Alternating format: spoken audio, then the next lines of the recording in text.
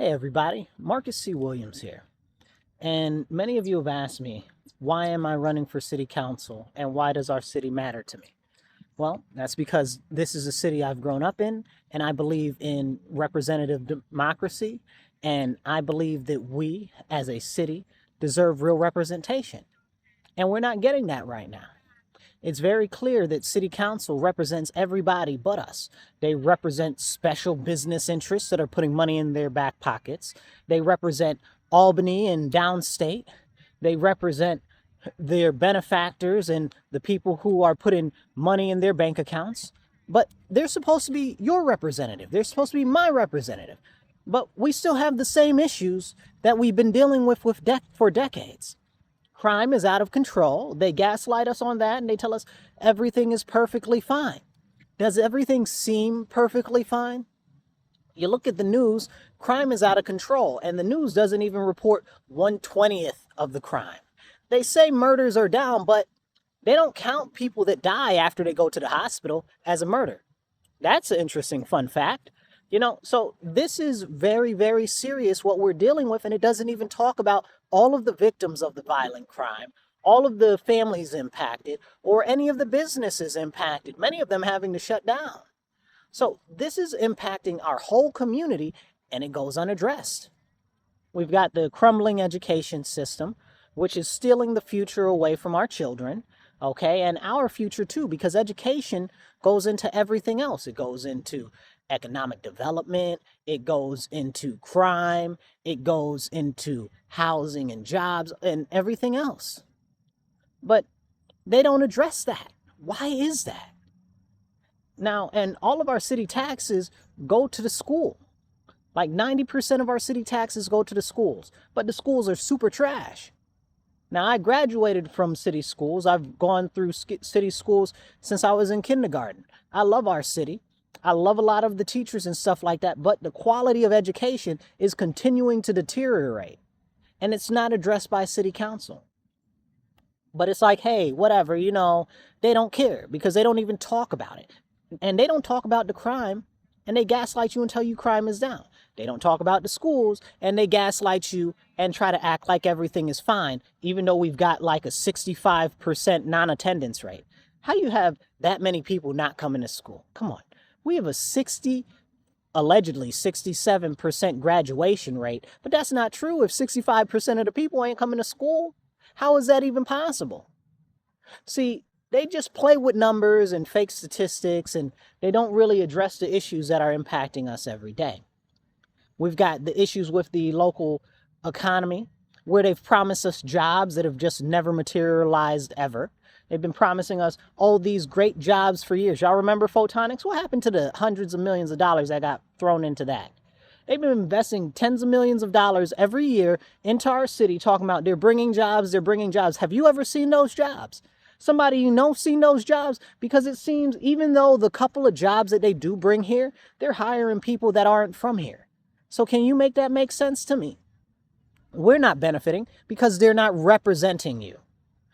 These are the serious issues. We've also got the problem with the continued rise of housing.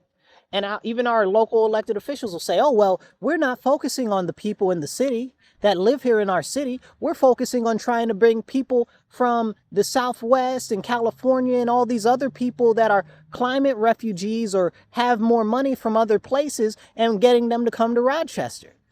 Excuse me. You're supposed to be my representative. They're supposed to be your representative. They're supposed to be representing us.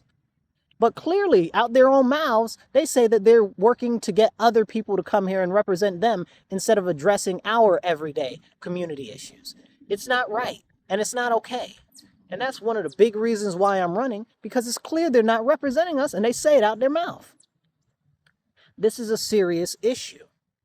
Now, with the housing issues that continue to go unaddressed, and we wonder why all the prices are going up and up and up, because they're importing all of these people from across the country that have more money than you do, and it's pricing us out of our own city that we've lived in, many of us, our whole lives. We deserve better. We've got the issues with the continued increase in energy costs, okay? and everybody likes to talk about RG&E and how bad they are with their billing and stuff. But where's the solutions, right? Why aren't we focusing on producing energy in our city? We've got this great Genesee River. We've got the Erie Canal. We've got 3 falls, and we're not creating any type of hydroelectric energy. Make it make sense to me. And we can really benefit from localized energy and localized energy generation if we did that, not to mention the fact that we could put small modular reactors in our city and actually generate even more power, more than enough to keep us from having to deal with an RG&E or anybody else, honestly. But that's an idea that we don't even talk about, you know? And I've brought this to the attention of city council before. I've brought them plans, I've brought them information on all of these things: the crime, the violence, the housing, the education system, the energy crisis, all of it. Because our city matters to me. And it's not that I want credit for everything or anything like that, even though a number of the things that I've promoted to city council have been taken up over the years. It's the fact that I actually care. And I will stand up for you. And I do stand up for you. I'm at city council almost every month advocating for our community. It's very, very important because they're not doing it for us. And that's clear. On top of that, you know, we've got all of this stuff going on with the federal government where they're sending out money to invest more in nuclear infrastructure. And I know a lot of people aren't so fond about nuclear because they've been confused about nuclear because they think nuclear energy and they think nuclear bombs, and it's not the same, and nuclear bombs aren't even the same as atomic bombs, but that's a whole nother conversation. But nuclear energy now, like sodium reactors and stuff like that, are extremely clean, and many of the new nuclear reactors can use nuclear fuel until it's inert. And that's a real thing, and there's a lot of money going around right now from the federal government to develop advanced nuclear systems, which other states are taking a large portion of. And right here, we've got a nuclear power plant, maybe 15 minutes from where I live. It's called Gunay Nuclear Plant, the smallest nuclear plant in the country and one of the oldest running nuclear plants in the country.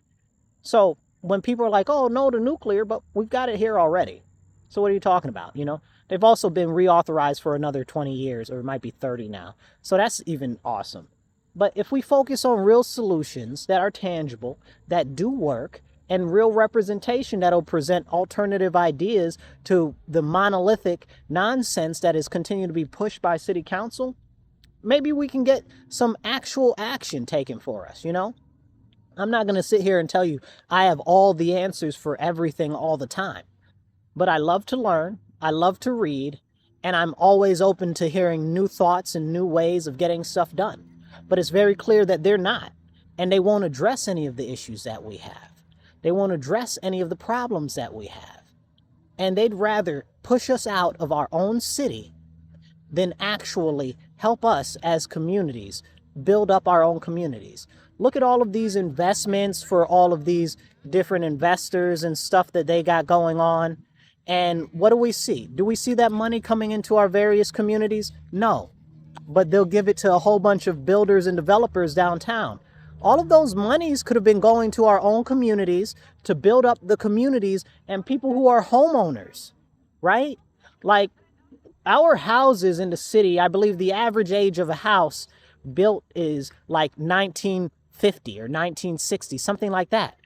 But a lot of houses are the turn of the century, 1900s. Okay. I used to live in a house. The house was built in 1897. Okay. So this is serious, right? Like we need to refocus how we're getting stuff done because our citizens aren't the ones that are benefiting from what's happening in our city. Tens of millions of dollars that they're investing in these corridors that they're calling Central City, right? But they're not investing tens of millions of dollars in our neighborhoods. They're not investing tens of millions of dollars in the 19th Ward for people to redo their houses and paint their houses and do upgrades to their houses. They're not investing tens of millions of dollars in the Northeast section. They're not investing tens of millions of dollars for them to do housing their homes there. And I'm talking about home ownership, you guys. You know what I'm saying? because there's a lot of renters here. But what's being done for the homeowners? Very little to nothing. What's being done to encourage home ownership? Little to nothing. And we deserve more focus on these serious issues that are impacting all of us. I want to own my own home soon, but housing prices are so bananas, I don't know if anybody in my generation hardly will be able to afford a home in Rochester anymore. You know? And that's more or less the people that are getting ready to graduate and get out on the job market soon. So these are serious issues, and we do deserve somebody that's going to represent us, but it's just not happening right now. And you have to ask yourself, if they're supposed to represent us and they're not representing us, who are they representing? Themselves, their benefactors, Albany, downstate, and whoever's putting money in their pockets from whatever week it is and what nefarious nonprofit is serving them, or whoever is putting money in their cousins' bank accounts. We deserve better, you guys. And that's why I'm fighting.